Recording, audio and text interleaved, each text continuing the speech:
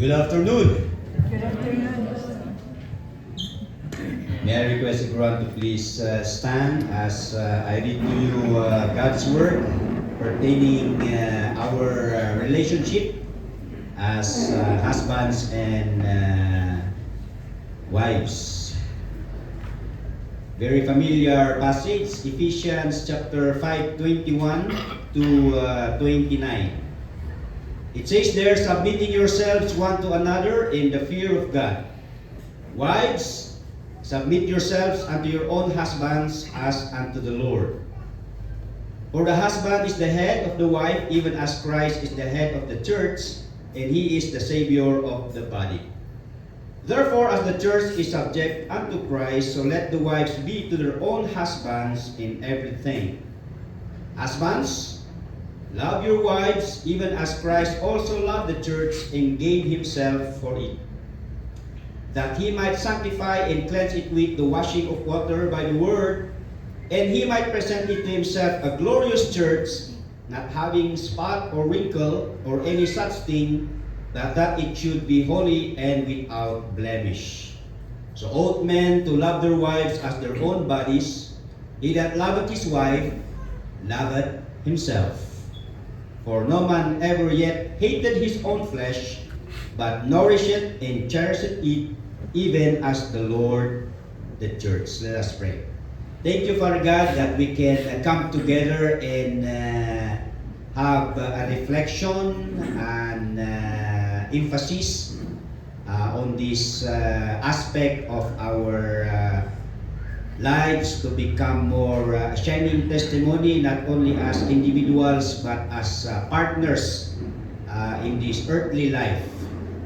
And truly that the enemy is on warfare to destroy families, starting from the relationship of couples.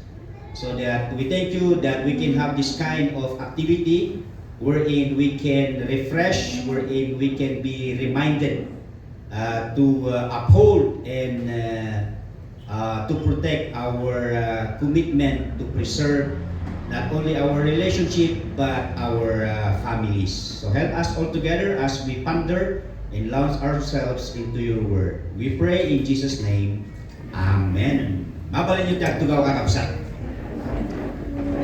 As we all know, the theme of our fellowship is how to turn conflict into war. Kaya naka-emphasize kasi yung war, no? Doon sa warmth.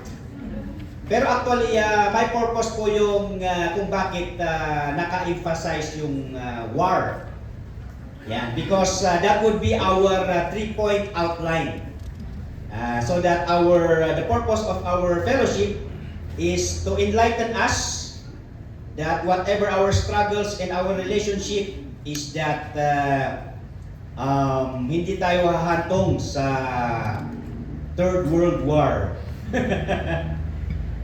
Well, if you take a look on the dictionary, ang ibig sabihin po ng war is a declared armed conflict. Yan. Sino ba yung ka-fellowship ko minsan at nagtatanong siya patungkol sa tribal war sa Kalinga? Dahil alam niya na nag-mission work ako doon. So that sabi ko sa kanya, iba na ngayon ang tribal war. Hindi katulad noon na ang tribal war is yung mano-mano, face-to-face at saka itak at itak. Bolo to bolo, di ba?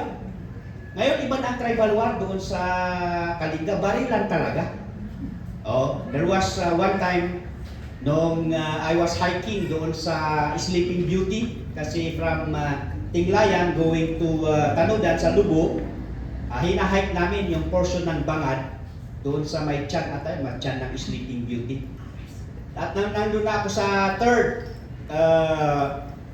or 3/4 na ng bundok, ay nandun yung ibang tribu.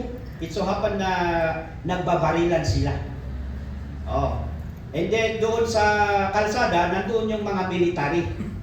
Pero yung mga military doon, hindi sila umaawat doon sa, of course, aawat ka ba, mapupurus-fire ka pa, no? So ang ginagawa actually ng mga military doon, yung mga nasa serbisyo, alam nila ito pag doon na, Ang ginagawa lang naman, ang ginagawa nila is inihintay muna nila na matapos yung labanan.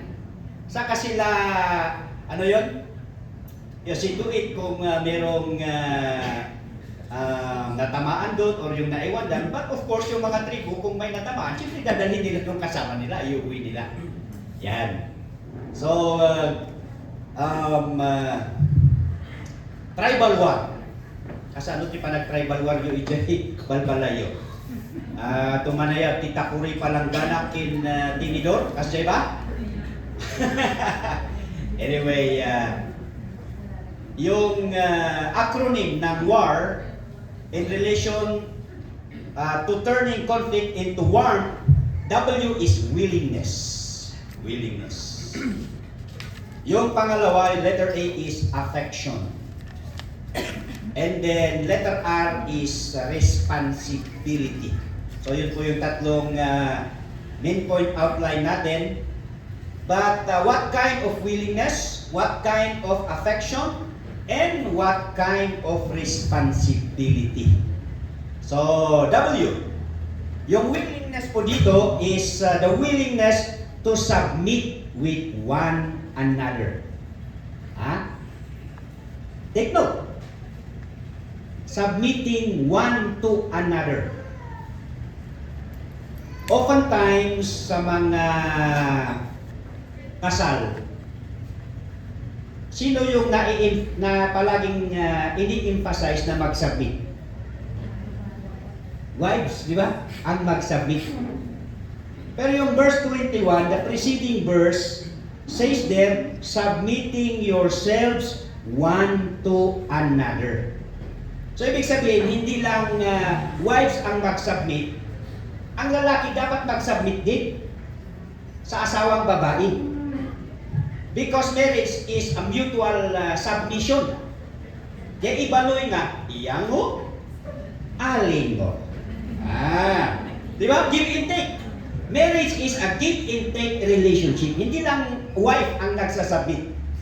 And how does the couple, the spouse submit one to another? Well, number one, the two reasons of mutual submission. Wife submits to the husband because of the God-given leadership. Take note on that. Yun ang reason kung bakit ang wife ay nagsasubmit sa lalaki. It's because leadership is given by the Lord sa mga lalaki. Meron pong reason ang Panginoong Diyos kung bakit in-appoint niya ang lalaki para maging leader. Alam ng Panginoong Diyos na magulo ang pamilya without management, without administration, so that in His omniscience ay binluprint niya na ang administration or management ng bahay. And God has a reason for that, kung bakit lalaki ang leader. Okay? Well, of course, in the form of family, God is patriarchal. Alam niyo yung patriarchal? Ang boss sa pamilya o sa family is lalaki. Pag matriarchal, because there are other tribes na ganun, babae ang mas mataas kaysa lalaki. Matriarchal. Matriarchal. Pero sa atin, sa Pilipinas, due to the influence of the Americans, is nasa egalitarian form of family tayo. Ang ibig sabihin ng egalitarian form of family ay pareho ang estado or yung posisyon ng lalaki at saka babae. But then, if we follow the Word of God, God is patriarchal in the form of a family. And ang isang reason kung bakit lalaki, well, Adam was first created, of course, and other reasons. Pero yun ang maliwanag. Okay?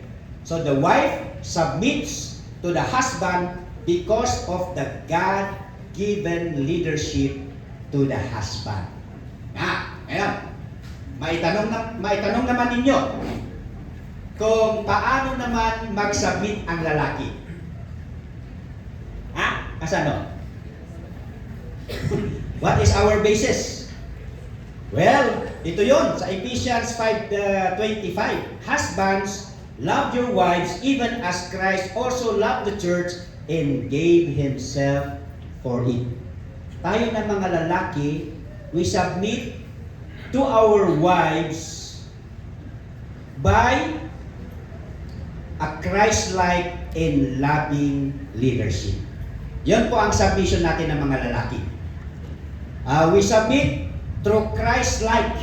Parihas ni Kristo Jesus, nga oray no iso na iti leader, then He has this loving leadership. Okay? We will emphasize that on the responsibility. Okay? So, punta muna tayo sa pangalawa. So, how to turn conflict into warm willingness to submit one to another. Anya tikan kana iti iya mo, alingo. Ha? Ngali. Nung nga Ilocano. Bakit ba? Kasi iba? Sige, basta nag-ibig. Letter A is affection that was pledged before the Lord. That's the kind of affection. Well, karamihan sa mga couples, they are unaware that during their marriage, they actually have already committed their affection to their spouse. Di ba? Maraming mga ganyan. Ang alam nila lang nila is magkakasal, hindi magkasal. Pag hindi na nila na-enjoy, wala na yung emotion, i-declare nila that we are not compatible, so that they separate. Lalo na sa mga lugar, countries na may divorce law, so mababaw. Pero actually, the essence of marriage, the time you got married, whether you know it or you don't know, the time na ikinasal ka, you already have committed your affection to your partner. Kaya nga may in sickness and in health, for richer or poorer, niya ba? Nalipatak mo din. In sickness and in health, for richer or poorer. For better or for worse, till death do us part. Yan. Kung minsan, maisaw-sawang lang deta nga, exchange of vows. Pero I will explain why. Kaya nga, meron yung story about yung Tagalog, asawa. Alam niyo yung istorya ni asawa? No, baru pa lang nga nagkasal, honeymoon stage, asawa na talaga. Nga nagsinggalot nga kasla nga kubra, kubra ba o biglan. Yan. Haan nga mapagsina, yan. Kapito ko. So, sabi nila, 5 years na honeymoon stage. Yan. Pagkatapos ng honeymoon stage, nawala na yung letter A. Ano ang naiwan? Sawa na. Nagsawa na. And after 10 years na naman, wala na yung S, naaawa na lang. Parang mapilpilitan lang niya nga magparagsak kini lakay na o magparagsak kini bakit na. Well, and another 10 years, naawan man ang dayjay letter A. Ano ang naiwan? Bisaya. Wa na. Sa Tagalog ang wa na, wala na. Well, ano ba yung naawan ni W? Ibaduy. Ito. Ay sila.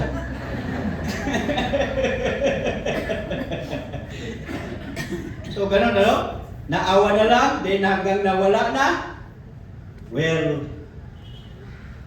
and they live happily ever after. Gusto ba? After your marriage, you live happily ever after. Apay nga handa nga ikabil ija istorya jay sumaruno niya. Ikabil dalangan nga ending jay happily ever after. Ngam naman tayo ijay love chapter 1 Corinthians chapter 13 verse 4 to 7 anyati ko na iti panagayan. What is love? Ha? Kita nyo dyan? They live happily ever after. But love, what is love? Suffereth long. Kasi ba tinapasama, instead of a happily ever after marriage, what happened is what you have not expected. Because kasta na talaga iti panagayat. Ha? You have suffered long. When? And because of that suffering, dahita iti mang motivate iti conflict. Di ba? That turns into war. Kasi di ba? Kaya kita nyo diyan, first and last nga description iti ayat. Suffering long and then endurance.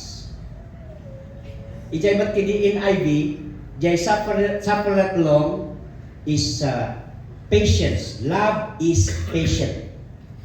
Pastor Eric Dawal, isutin ng adala, jay pagdumaan iti patience and long suffering. Ano ba ang pagkakaiba ng patience and long suffering? Bukod sa spelling. According to him, patience is forbearing untoward circumstances. Maanusam dagiti nagduduma nga pasama. This is more on outward. Kasla ko madjay ginginad. Mano nga ginginad ti nalasatan tayo? Ha? Day napipigsa, day napipigsa. 1985? Nagginginad ba iti 1985? Well, malagip ko day jay, ka nag-graduate acti grade 6. Nagginginad. Ano di si marunong tawon nga nagginginad? 19? Nag-graduate acti high school. Basta ag-graduate acti ginginad. Kung nagiging natural nga pasama, nga maanusan tayo. Yan. Anya di naglabasan tayo lang dahil ito yung nga napasama. Di pandemic, di ba? So those are getting patience. It relates to circumstances. Okay. Ngam ti long suffering gayam, all the while, ti panakaamot tayo ti long suffering, kat duration iti panag-anos, o duration iti rigat. But actually, the word long suffering, so nga translate in NIV nga patience, actually, if patience is forbearing circumstances, long suffering is forbearing people. When? So kaustudya ko na ijay, love is forbearing people. So nga di live happily even after ng tinapasama, jay ayat da inan anusan da di asawa da. Mayat di Bible niya. So kasi kadi iti usto nga napasama? Yes. Siyempre no aginarang kayo, no agasawa kayo pa lang, kasla nga puro jay oray no negative positive ang amin, di ba? Nung nagasawa kayo, oray positive ang balik nga negative. Tama nga habak may dayjay kasla nga makrit nga gurab nga puta na misunderstand mo ano ano nga makayatan di gusto nga ugali na. So dayjay ti kunada nga forbearing people. The word long suffering is used 13 times in the New Testament and then 4 times in the Old Testament. Okay? So 17 times. And actually, the word long suffering is one of God's moral attribute. This long suffering, jay patience ni Apo Diyos kadagiti tattao, specifically dagiti tattao nga pinili na dagiti Israelites. Ibabaon ni Apo Diyos ni Moses kuna ni Moses. Ano nga kinagan mo nga ibaga kadagiti jay kailya. Kuna ni Apo Diyos basta ibaga nga siya dayjay na anos na Diyos. Well, long suffering. But then i-lead ni Moses dagiti Israelites going to the promised land. Along the way, dayjay nga amo yung story iti Israelites nga makapairitada. Well, oran na makikita dati pa nakabalin ni Apo Diyos kat nakurang launay iti pamati. Dakin may kaliwas di ang Arabi nanda. So kung kuna ni Apo Diyos kasla nagbabawi nga nangisalakan kadagitoy nga Israelita from the bondage of Egypt. May mayatlangan nga pukawang isuda. Well, yan po na ni Moses. Apo, anya ngayon ti ibaga dagiti tandas nasyon. Adi pa ibagada nga, ay, awan gamit ti simenteryo, iti Diyos ti Israel. So nga apan na ikali isuda iti disyerto. Well, Han aya nga sika ako Diyos, tinangko na. insingil day ta ni Moses kini Apo Diyos. Nga sika kat you one of your characteristic is merciful and then long suffering. Di ba kunang Apo Diyos nga sika kat naanos ka iti tao? So that truly He is. Psalms 86:15, but Thou, O Lord, art a God full of compassion and gracious, long-suffering, and plenteous in mercy and truth. So ti panag-anos ti tao kas kini Apo Dios, dayta iti may samat nga nadyusan nga ugali tayo nga anak ni Apo Dios. Amen. If long-suffering is one among God's moral attribute, long-suffering is one of a godly attitude. Kada tayo agrugi jay pamilya tayo, agrugi kini asawam. Di ba ada jay portion ti scripture nga ako na ijay, jay unbelieving husband o no unbelieving wife is sanctified by the believing person. Okay? So that the fruit of the Holy Spirit, Galatians 5:22-23, makita yung ijay kat love, joy, peace, and long suffering. Yan. So kada gitoy nga nauskusar nga sao nga long suffering, dahito 17 times nga nausar ti long suffering in the Bible, ada iti verse iti Bible nga nakabaliktadan na jay long suffering. Baliktadan niyo man ti long suffering. Ha? Baliktadan niyo. Suffering long. Siyempre. Going back to our verse, Old English, King James Version is not suffering long, but suffereth long. Nakita yun?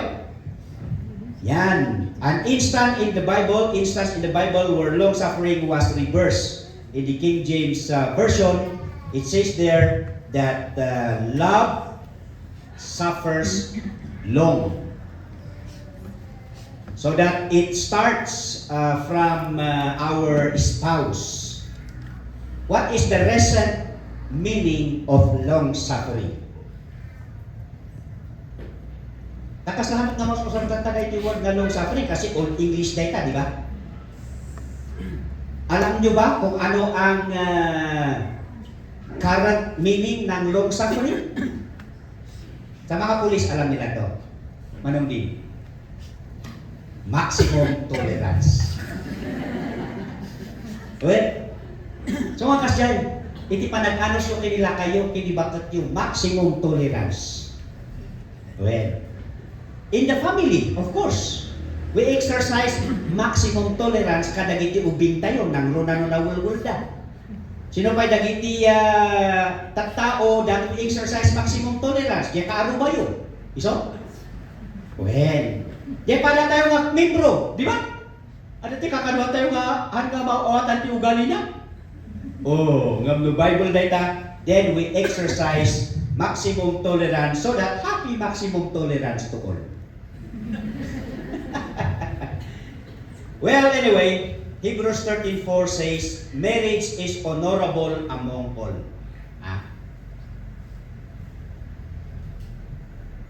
Where do you use the word honorable?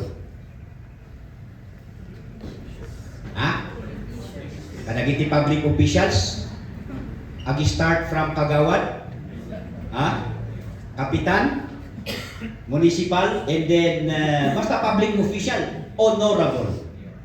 Teka nangasawan ti honorable ka respeto. No kasano nga respeto, dagiti officialis tayo, kastamat iti panag-asawa yo. Respeto dayta iti inmatang iti Dios. So ako na naijay kat honorable among all in the bed undefiled. Kuna na dita.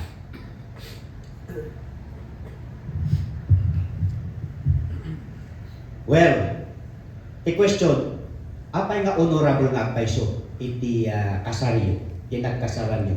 When was that? Wala, nalipatan na dyan kasaran. Okay, no nalagip yun dyan kasaryo. Of course, matansya yun, manong taon kayo nga nagkasar. Take question. Itatay, awanti 50 years. Awanti 50 years, di ba? Or 40 years.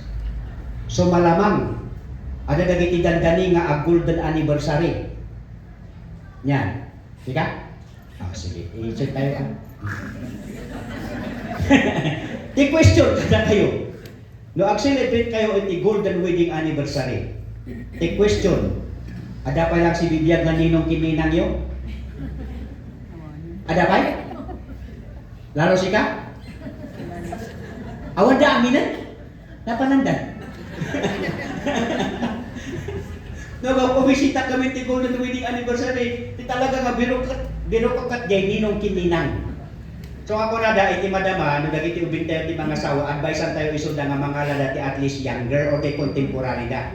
Anyway, iti marriage code ti Pilipinas, 18 years is already kuan niya. So kung mga lakay ninong ninang da kayo ka single, at least contemporary age yun. Para pagdating ng golden anniversary ninyo, may natira. Pero pag bata-bata kayo, huwag kayong magpakapante pa rin dahil hindi natin alam yung buhay. Pero at least may chance. Na pag golden wedding anniversary ninyo, meron pang buhay. Di ba? Okay. Pero ganito yon. No natay ang amin, dagay ninong kininang yun. Is that a license for you to say? Wala na tayong living witness ng kasal natin. So nga dahil ito'y apat mabalintang na agsina. Can you say that? Of course not. Apay. Nga oray nung natay ang amin ang tininong kininang yu iti kasal. I tell you, ada itihaan nga matmatay nga testigo iti kasal. Sino dahi nga testigo nga haan nga matmatay? Of course, ni Apo Diyos. When? Kat ni Apo Diyos, kung na ijay malakay. Namin, dagiti Israelita, kahit da nga mga asawa, ti daduma, kahit da nga isina, dagiti asawa da nga Israelita. 2:14, yet ye say, wherefore, because the Lord hath been witness between thee and the wife of thy youth, against whom thou hast dealt treacherously, yet is she thy companion and the wife of thy covenant. Yan, tandaanan nyo. Ije kasaryo, when you exchange your vows, haan lang nga nagbalinday ta nga commitment yo, iti partner yo, ngam ni Apo Diyos iti testigo, that's why your marriage vow is a covenant before the Lord. Yan. Anyo lang nga tulagan na nag-asawa, ngam day ta katulagan yo, iti sangwanan ni Apo Diyos. Day ta di ko na nga affection, that was pledged before the Lord. Yan. Naaramid mo dahi ka nga karig iti partner mo iti sangwanan ni Apo Diyos so that haan nga agsagtang dahi ta. May nga responsibilidad kinsongsong batang kini Apo Diyos no haan mo nga surutan dahi ta. Ayan. Thus, our affection with our spouse is not dependent with feelings or emotion or compatibility, but of our commitment and covenant before God. To love, to cherish, to care for our spouse, for better or for worse, in sickness and in health, for richer or poorer, till death do us part. Amen. R. Mapantay di R. Responsibility, kung natatay niya. And what is this responsibility? So this will give warmth instead of conflict. Willingness to submit with one another, affection that was pledged before the Lord, and the responsibility of each spouse with one another. For the wife, adati talo nga letter R. For the husband, adati talo nga letter S. Okay? S. Muna tayo ichay responsibility iti wife. Okay, the 3-letter R. For the wife in relation to her husband. Actually, the word submit, dito'y passage, iti responsibility iti husband in wife, it was derived from a military word. Okay? The wife submit to your husband. The word submit is derived from a military word. What is the military word of submission? Number 1, letter R. A military word for submission is recognition of rank. Panang big. Di ba? That's why na the mutual submission, the wife submits to the husband because of the God-given leadership. Well, so under that, the responsibility is that you submit as a leader, you recognize the rank. Ni Apo Diyos tinangitan ti ranko dagiti lalaki. Ay, nag-upos ni former Mayor Tabandakan niya. Well, ay gusto, ag-upusak dita. Natataraki sa kami ni Mayor Raka. Nilakay na niya. The word of God says, recognition of rank. Ano ti rason ni Apo Diyos na apay nga lalaki iti leader? Okay, the second R. Of course, when you recognize the rank, you respect the rank. Di ba? Well, yan isibig nga i-recognize mo, katang mo nga respetuan. Okay? Because it came from God, then you respect it. And then, may katlo, as you respect the rank, you reinforce the rank. Ha? So, kada kayong matartaraki nga asawa nga babae, well, ano ti babae nga natartaraki ng ti lalaki? Well, nga madagadahan na rin ti license yung amang box out, the leadership nila kayo. Because you women can build and support the leadership of your husband. That's your responsibility. Recognize the rank, respect, and then reinforce. Letter S. Talo ka letter S for the husband. In relation to Christ-like loving leadership. Kung na iti verse 26, or 25, love your wives, even as Christ also loved the church and gave Himself for it. Yan. The first letter S is selfless leadership. A Christ-like loving leadership is selfless. Haan nga kinita iti bagina, di ba this morning in our message, in the human nature, ni Apo Jesus, it seems nga kung na ijay kat remove this cup from me. But nanalo yung will ng Panginoong Diyos. So that there, He gave Himself. Not only that He is ready to die, but He did die for it. Ayan. So sa mga dalaga dyan, ito ang tingnan ninyo. Pag may nanliligaw sa inyo, tanungin nyo sila, are you willing to die for me? Well, because if you are not willing to die for me, then you are selfish. You are not selfless. Yan. Yun po ang katunayan. Binigay, hindi inalala ng Panginoong Hesus yung kanyang buhay, kundi yung ating kaligtasan, ang kabayaran ng ating kasalanan para tayo ay maligtas. Secondly, Kunana iti verse 26, that He might sanctify and cleanse it with the washing of water by the word. Sanctifying leadership. Okay? Ano ang ibig sabihin ng sanctifying leadership? The word sanctifying is the Lord looks for the well-being, for the welfare of the church. And the welfare of the church is in verse 27, that He might present it to Himself a glorious church. Yan. Jay love na, day motive ni Apo Jesus, maganda ang plano ng Panginoong Hesus sa ating buhay. Para bumuti ang ating buhay, to make us glorious. Yan.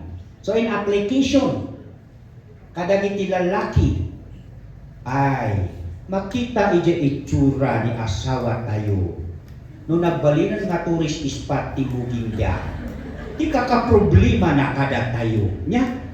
Well, ngam sa balimat, no rumwar ni Mrs. tayo kata nya ti Ilocano na jay, nakalawlawag ti lupa na, nga nakaragragsa.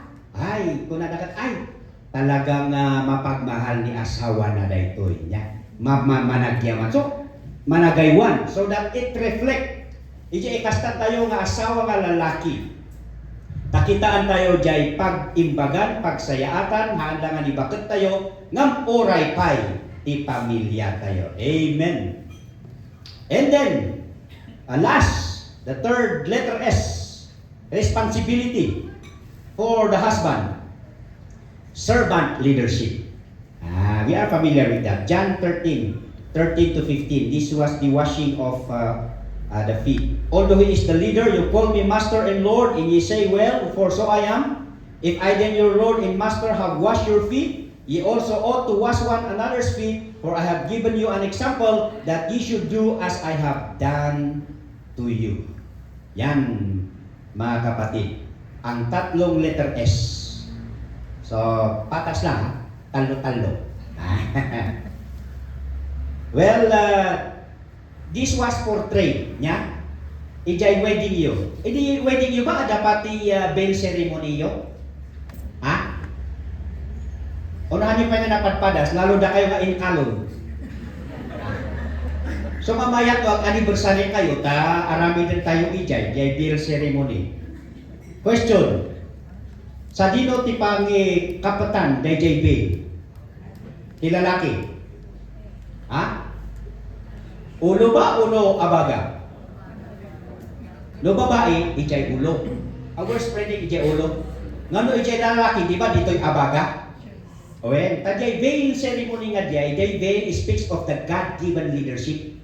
Nga maipin ijay abaga because maipaiabaga iti lalaki iti leadership. Dijay.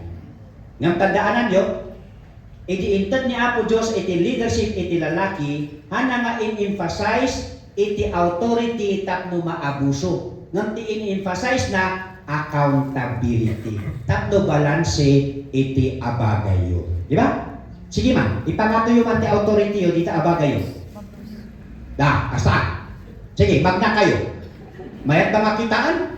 Ang payapay ni doktor, may pa-check up, ada scoliosis mo. Una na When. So let your authority be balanced with your accountability. Yan. There is a bonus. Responsibility.